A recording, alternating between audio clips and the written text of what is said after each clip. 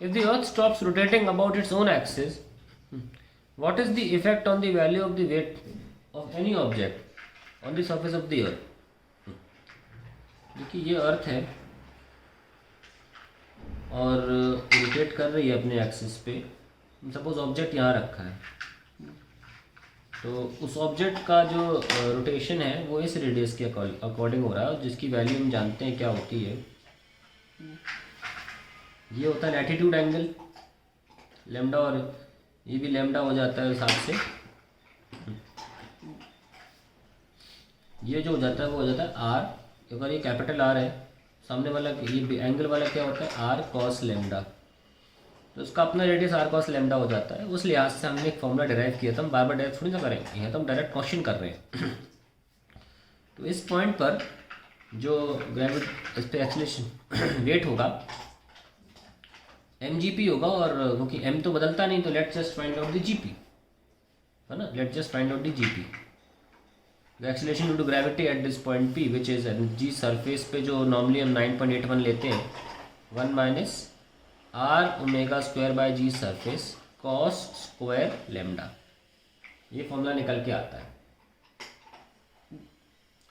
ना। अगर आप बात पोल्स की करें, कहाँ पूछा गया है व्हाट इज द इफेक्ट, मैं पोल्स की बात करूं तो कॉस लेमडा तो 0 हो जाएगा, क्योंकि लेमडा 90 डिग्री हो जाएगा, तो G P will be G S 1 minus 0, that will be G S. तो no effect of rotation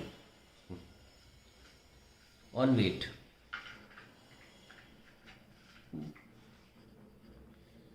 when at poles. लेकिन अगर हम इक्वेटर की बात करें या कहीं की भी बात करें तो क्या होगा, डिक्रीज होगा, क्योंकि एक नेगेटिव क्वांटिटी है और सब कुछ पॉजिटिव यहाँ पर है, माइनस हो रहा है तो कम होगा। इक्वेटर और anywhere else the weight decreases.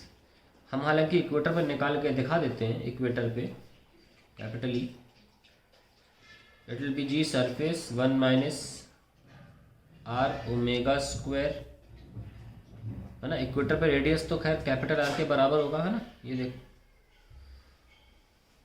Upon G surface into cos square 0, क्योंकि लैटिट्यूड एंगल 0 हो जाएगा। So ultimately the answer is G surface 1 minus R omega square by G surface.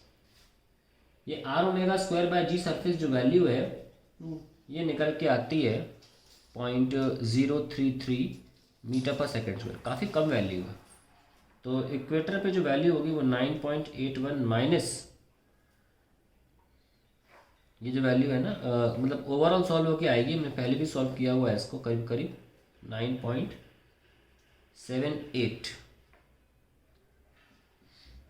Metre per second square will be the answer. So ultimately mass भी कम होगा, mgp भी will decrease. Okay, so that is the answer to the question. So poles पर तो कोई फर्क नहीं पड़ेगा, हालांकि इक्वेटर पे मैक्सिमम फर्क पड़ेगा और कहीं पर और भी इट विल डिक्रीज।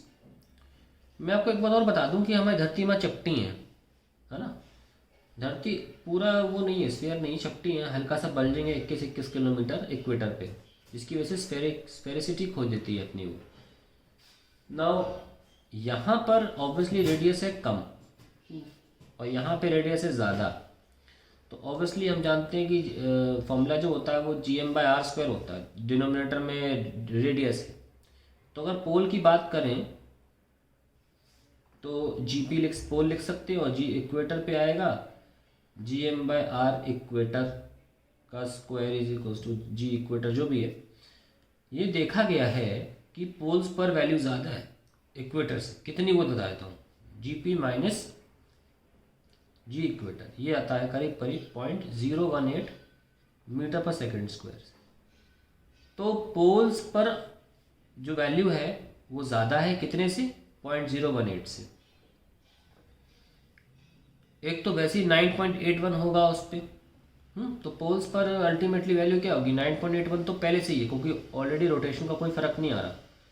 उसमें आप 0.018 भी जोड़ दो तो करीब करीब 9.83 आ जाता है पोल्स पे आंसर। और यहाँ पर कितना आ रहा है, 9 पॉइंट, ऑलरेडी 0.018 कम है, तो इसकी वजह से तो आ ही रहा है कम, है ना। और 0.018 भी आप रिड्यूस कर सकते हैं, तो करीब करीब कितना आएगा, 0.018 ना, 9.7 के आसपास आ जाएगा, 9.6 के आसपास आ जाएगा, जो भी है। ये रोटेशन और चपटे होने, शेप और दोनों का इफेक्ट अगर देखा जाए तब ये आंसर फर्क आता है, 9.6 के आसपास मीटर पर सेकंड स्क्वायर। तो ये मैंने आपको एक एक्स्ट्रा इन्फॉर्मेशन दे दी कि चपटे होने की वजह से भी फ़र्क पड़ता है और रोटेशन की वजह से भी फ़र्क पड़ता है।